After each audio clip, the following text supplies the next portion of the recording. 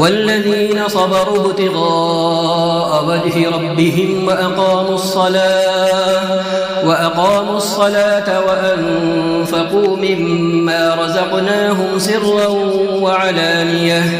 سرا وعلانية ويدرؤون بالحسنة السيئة أولئك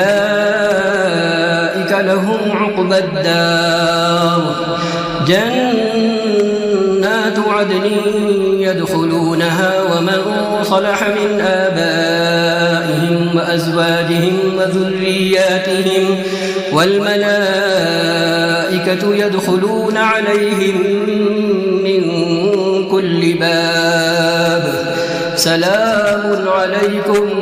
بما صبرتم فنعم عقبى الدار. الله